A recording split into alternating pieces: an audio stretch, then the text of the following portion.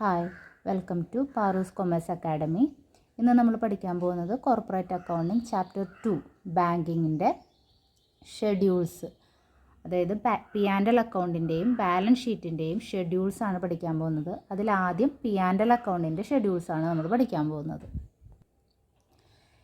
ഇവിടെ ഒരു കാര്യം നമ്മളെപ്പോഴും ശ്രദ്ധിക്കുന്നത്, നമ്മൾ സാധാരണ പ്രോഫിറ്റ് ആൻഡ് ലോസ് അക്കൗണ്ട് ചെയ്യണ പോലെയല്ല. സാധാരണ പ്രോഫിറ്റ് ആൻഡ് ലോസ് അക്കൗണ്ട് ചെയ്യുമ്പോൾ നമുക്കറിയാം എക്സ്പെൻസസ് ഏതൊക്കെയാണ്, ഇൻകംസ് ഏതൊക്കെയാണെന്നൊക്കെ നമുക്കറിയാം. പക്ഷേ നമ്മൾ അത് ഒരു ബിസിനസ് കൺസേണിനെ സംബന്ധിച്ചാണ് നമ്മൾ ഇത്ര നാളും ചെയ്ത് പഠിച്ചിരുന്ന പ്രോഫിറ്റ് ആൻഡ് ലോസ് അക്കൗണ്ടും അതുപോലെ ബാലൻസ് ഷീറ്റും. ഇത് ബാങ്കിൻ്റെയാണ്. അപ്പോൾ ബാങ്കിനെ സംബന്ധിച്ച് ബാങ്കിൻ്റെ അസറ്റ് ഏതാണെന്നും ബാങ്കിൻ്റെ ലയബിലിറ്റി ഏതാണെന്നും നമുക്കൊരു ചെറിയ ഐഡിയ വേണം. അപ്പോൾ ബാങ്കിൻ്റെ അസറ്റ്സ് എന്ന് പറഞ്ഞിട്ടുണ്ടെങ്കിൽ ബാങ്ക് നമ്മളെപ്പോലുള്ള കസ്റ്റമേഴ്സ് തരുന്ന ലോൺസാണ് അവരുടെ അസറ്റ്. അതുപോലെ നമ്മൾ ബാങ്കിൽ പൈസ ഡെപ്പോസിറ്റ് ചെയ്യുമല്ലോ, ഫിക്സഡ് ഡെപ്പോസിറ്റായിട്ടും സേവിങ്സ് ബാങ്ക് ഡെപ്പോസിറ്റായിട്ടും അങ്ങനെയൊക്കെ നമ്മൾ ബാങ്കിൽ ഡെപ്പോസിറ്റ് ചെയ്യണ പൈസ നമുക്ക് അസറ്റാണ്. പക്ഷേ ബാങ്കിനെ സംബന്ധിച്ച് അതെന്താണ്, ലയബിലിറ്റിയാണ്. അപ്പോൾ നിങ്ങൾ ഡെപ്പോസിറ്റ് എന്നൊക്കെ കാണുമ്പോൾ പെട്ടെന്ന് അസറ്റാണെന്ന് ചിന്തിക്കരുത്. നമ്മൾ ചെയ്യുന്നത് എന്താണ്, ബാങ്കാണ്. ബാങ്കിനെ സംബന്ധിച്ച് ഇതെല്ലാം എന്താണ്, ലയബിലിറ്റിയാണ്. അതേപോലെ തന്നെ ലോണാണ് ബാങ്കിൻ്റെ അസറ്റായിട്ട് വരുന്നത്. അപ്പോൾ ബാങ്കിന് 4 ഷെഡ്യൂൾസാണ് പ്രോഫിറ്റ് ആൻഡ് ലോസ് അക്കൗണ്ടിനുള്ള. ബാങ്കിൻ്റെ പ്രോഫിറ്റ് ആൻഡ് ലോസ് അക്കൗണ്ടിന് 4 ഷെഡ്യൂൾസാണ്. Schedule 13, schedule 14, schedule 15, schedule 16. Schedule 13ലും 14ലും ഇൻകത്തിനെ കുറിച്ചാണ് പറയുന്നത്. ഷെഡ്യൂൾ 15ലും 16ലും എക്സ്പെൻസിൻ്റെ ഡീറ്റെയിൽസാണ് തരുന്നത്. ഇനി ബാക്കി 12 എണ്ണം, അതായത് 1 to 12 വരെ ഉള്ളത് ബാലൻസ് ഷീറ്റിൻ്റെ ഷെഡ്യൂൾസാണ്. അപ്പോൾ ഈ പ്രോഫിറ്റ് ആൻഡ് ലോസ് അക്കൗണ്ടിൽ ആദ്യത്തെ ഷെഡ്യൂൾ എന്ന് പറഞ്ഞിട്ടുണ്ടെങ്കിൽ എന്താണ്, ഇൻട്രസ്റ്റ് ഏൺഡ്. ഇൻട്രസ്റ്റ് ഏൺഡ് എന്ന് പറഞ്ഞാൽ ബാങ്കിന് ഇൻട്രസ്റ്റ് ഏതൊക്കെ രീതിയിൽ കിട്ടും. ബാങ്കിന് കിട്ടുന്ന ഇൻട്രസ്റ്റ് എല്ലാം 13. അപ്പോൾ ഇൻട്രസ്റ്റിൻ്റെ കാര്യങ്ങൾ മാത്രമേ 13ൽ വരുള്ളൂ. ഇൻട്രസ്റ്റും ഡിസ്കൗണ്ട് ഓൺ ബില്ലും ഇതിൻ്റെ രണ്ടിൻ്റെയും കാര്യങ്ങൾ മാത്രമേ 13 എന്നുള്ള ഷെഡ്യൂളിൽ വരുള്ളൂ. ബാക്കി എന്ത് ഇൻകം ആയാലും, എന്തെങ്കിലും അസറ്റ് വിറ്റ് കിട്ടിയ ഇൻകം ആയിക്കോട്ടെ, അല്ലെങ്കിൽ കമ്മീഷൻ കിട്ടിയതായിക്കോട്ടെ ബാങ്കിന്, അല്ലെങ്കിൽ ബ്രോക്കറേജ് കിട്ടിയതായിക്കോട്ടെ, അങ്ങനെ എന്ത് ഇൻകം ആണെങ്കിലും, ഡിവിഡൻഡ് കിട്ടിയതാകാം, ബാക്കി എല്ലാ ഇൻകവും അതർ ഇൻകത്തിലാണ് വരുന്നത്.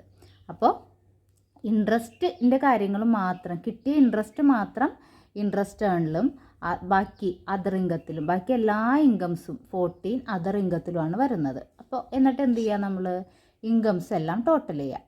അടുത്തത് എക്സ്പെൻഡിച്ചറാണ്. എക്സ്പെൻഡിച്ചർ എന്ന് പറഞ്ഞാൽ എന്താണ്, ബാങ്കിൻ്റെ ചിലവുകൾ. അപ്പോൾ ഇവിടെ ലോണിൽ നിന്നാണ് ബാങ്കിന് ഇൻട്രസ്റ്റ് ഒക്കെ കിട്ടുന്നത്. പക്ഷേ അതേപോലെ തന്നെ interest expended, schedule 15 interest expended എന്ന് പറഞ്ഞാൽ എന്താ, ബാങ്ക് പലിശ കൊടുക്കുന്നത്. ബാങ്ക് എന്തിനൊക്കെയാണ് പലിശ കൊടുക്കുന്നത്, ബാങ്ക് പലിശ കൊടുക്കുന്നത് fixed deposit, savings bank deposit, current deposit, അതുപോലെ ബാങ്ക് വല്ല RBIയിൽ നിന്നൊക്കെ, കൊമേഴ്സ്യൽ ബാങ്ക്സ് RBIയിൽ നിന്ന് കടം വാങ്ങിക്കാറുണ്ടല്ലോ, അങ്ങനെ റിസർവ് ബാങ്ക് ഓഫ് ഇന്ത്യയിൽ നിന്ന് കടം വാങ്ങിച്ചിട്ടുണ്ടെങ്കിൽ അതിനും പലിശ കൊടുക്കണം ബാങ്ക്. അങ്ങനെ ബാങ്ക് എവിടെയൊക്കെ പലിശ കൊടുക്കുന്നോ ആ പലിശകളെല്ലാം ഇൻട്രസ്റ്റ് എക്സ്പെൻഡഡിൽ വരും.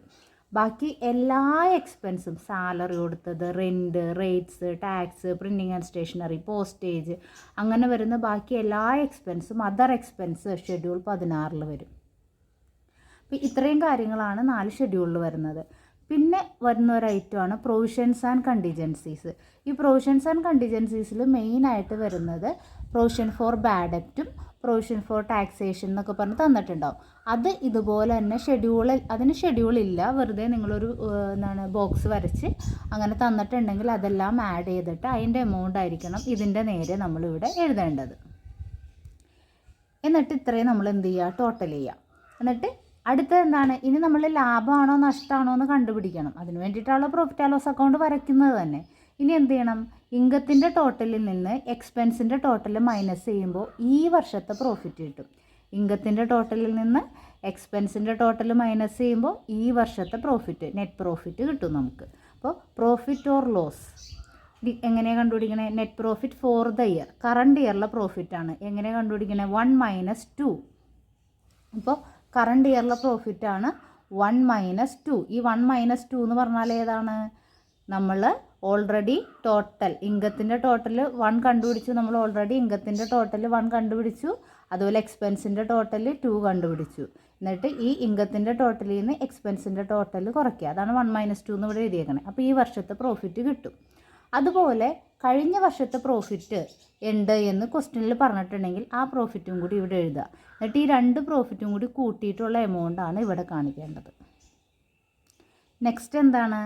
അപ്രോപ്രിയേഷൻസ്. നമുക്ക് അതാത് വർഷത്തെ പ്രോഫിറ്റിൽ നിന്ന് ഒരു വിഹിതം നമ്മൾ എവിടേക്ക് മാറ്റി വയ്ക്കും?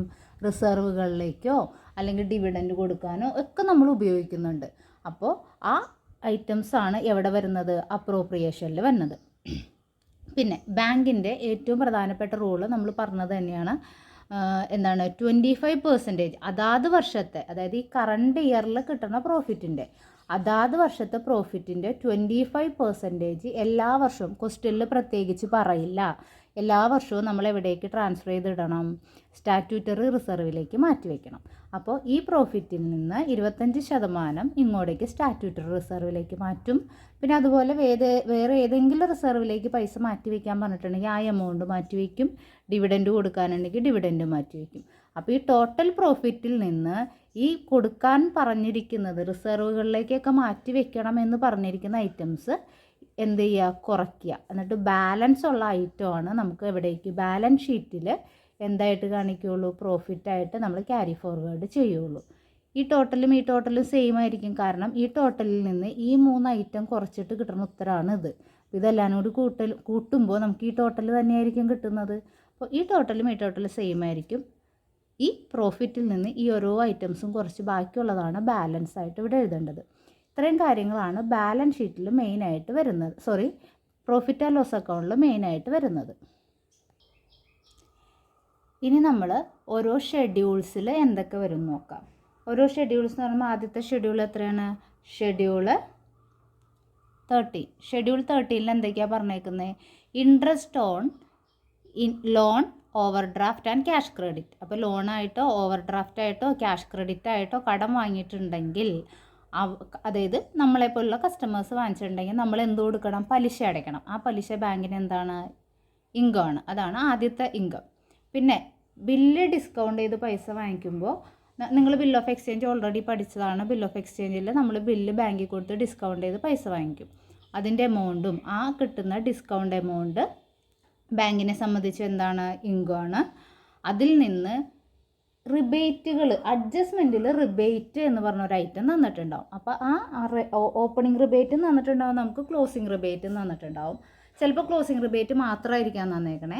അപ്പോൾ അങ്ങനെയാണ് എങ്കിൽ ആ ഡിസ്കൗണ്ടിൻ്റെ ഒപ്പം, കാരണം ഈ ബില്ല് നേരത്തെ പേ ചെയ്യണതിന് കൊടുക്കുന്ന ഒരു ബെനിഫിറ്റാണ് ഈ റിബേറ്റ് എന്ന് പറഞ്ഞാൽ. അപ്പോൾ അതിൻ്റെ ഒപ്പം ഓപ്പണിംഗ് റിബേറ്റ് ആഡ് ചെയ്യണം, ക്ലോസിംഗ് റിബേറ്റ് കുറച്ചിട്ടുള്ള എമൗണ്ട് എടുത്ത് എന്ത് ചെയ്യണം? പുറത്തെഴുതണം. എന്നിട്ട് അത് ടോട്ടൽ ചെയ്യുമ്പോഴാണ് നമുക്ക് എന്ത് കിട്ടുന്നത്? ഷെഡ്യൂൾ 13 ടോട്ടൽ കിട്ടുന്നത്. അപ്പോൾ നമുക്ക് ഷെഡ്യൂൾ 13 ടോട്ടൽ കിട്ടും. ഇനി അടുത്താണ് ഷെഡ്യൂൾ 14. ഷെഡ്യൂൾ 14 എന്താണ് പറഞ്ഞേക്കുന്നത്? Other income. അതർ ഇൻകം എന്ന് പറഞ്ഞാൽ എന്താണ്? നമുക്ക് ബാങ്കിന് കിട്ടുന്ന കമ്മീഷൻ, എക്സ്ചേഞ്ച്, ബ്രോക്കറേജ്, പിന്നെ ഏതെങ്കിലും ഇൻവെസ്റ്റ്മെൻറ്റ് വിറ്റ് പ്രോഫിറ്റ് കിട്ടും. അപ്പോൾ ഒന്നിലധികം ഇൻവെസ്റ്റ്മെൻറ്റ് ഉണ്ടാവും. ചിലപ്പോൾ നമ്മൾ ഷെയറിൽ ഇൻവെസ്റ്റ് ചെയ്തിട്ടുണ്ടാവും, ബോണ്ടിൽ ഇൻവെസ്റ്റ് ചെയ്തിട്ടുണ്ടാവും ബാങ്ക്. അപ്പോൾ അതിൻ്റെ ചിലപ്പോൾ ബോണ്ടിന് നമുക്ക് പ്രോഫിറ്റ് കിട്ടും, ഷെയറിൽ ചിലപ്പോൾ ലോസ് ആയിരിക്കാം. അപ്പോൾ പ്രോഫിറ്റ് ഓൺ സെയിൽ ഓഫ് ഇൻവെസ്റ്റ്മെൻറ്റിൽ നിന്ന് ഏതെങ്കിലും ലോസ് ഉണ്ടെങ്കിൽ അത് കുറച്ചിട്ടുള്ള എമൗണ്ട് വേണം ഇങ്ങോട്ട് എഴുതാൻ. അതുപോലെ അസറ്റ്, ഏതെങ്കിലും അസറ്റ് വിൽക്കുമ്പോൾ ലാഭം ഉണ്ടാവാം, ഏതെങ്കിലും അസറ്റ് വിൽക്കുമ്പോൾ നഷ്ടം ഉണ്ടാവാം. അപ്പോൾ ലാഭത്തിൽ നിന്ന് നഷ്ടം കുറച്ചിട്ടുള്ള എമൗണ്ട് വേണം ഇങ്ങോട്ട് എഴുതാൻ. പിന്നെ ഡിവിഡൻഡ് കിട്ടിയത് അതിൻ്റെ എഴുതണം. പിന്നെ അതർ ഇൻകം, വേറെ മറ്റേതെങ്കിലും ഇൻകം ഉണ്ടെങ്കിൽ അത് എഴുതണം. പിന്നെ അസറ്റൊക്കെ റീവാല്യൂ ചെയ്യുമ്പോൾ, ഇൻവെസ്റ്റ്മെൻറ്റൊക്കെ റീവാല്യൂ ചെയ്യുമ്പോൾ ചിലപ്പോൾ പ്രോഫിറ്റ് ആയിരിക്കാം, ചിലപ്പോൾ ലോസ് ആയിരിക്കാം.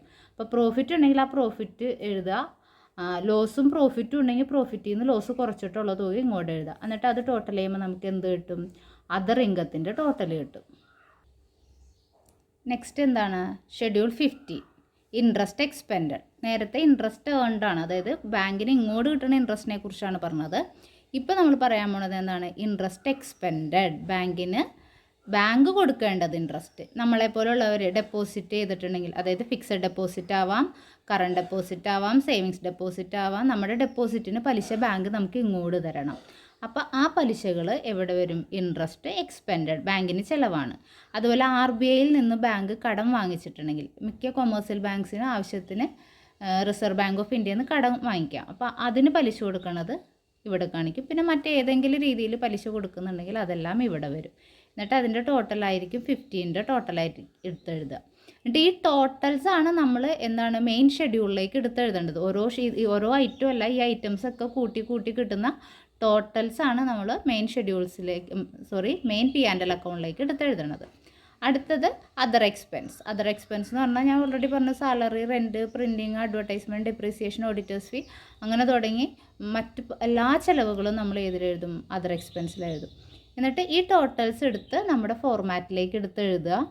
എന്നിട്ട് വേണം നമ്മൾ ഇൻകത്തിൻ്റെ ടോട്ടലിൽ നിന്ന് എക്സ്പെൻസിൻ്റെ ടോട്ടൽ കുറച്ചിട്ട് നമ്മൾ പ്രോഫിറ്റ് കണ്ടുപിടിച്ചു, പിന്നെ അപ്രോപ്രിയേഷനിലേക്ക് മാറ്റാനുള്ളതൊക്കെ മാറ്റുന്നത്. അപ്പോൾ ഇത്രയും കാര്യങ്ങളാണ് P&Lൻ്റെ ഷെഡ്യൂൾസ്. P&Lൻ്റെ ഒരു ക്വസ്റ്റ്യൻ 5 മാർക്കിൻ്റെ അല്ലെങ്കിൽ 15 മാർക്കിൻ്റെയോ വരാറുണ്ട്. അത് ബാലൻസ് ഷീറ്റ് ഇപ്പോൾ കുറച്ച് 2-3 വർഷമായിട്ട് ഫോർമാറ്റാണ് വന്നുകൊണ്ടിരിക്കുന്നത്. എങ്കിലും ഒരു പ്രോബ്ലം നമ്മൾ എന്തായാലും ചെയ്യാനായിട്ട് പഠിക്കണം.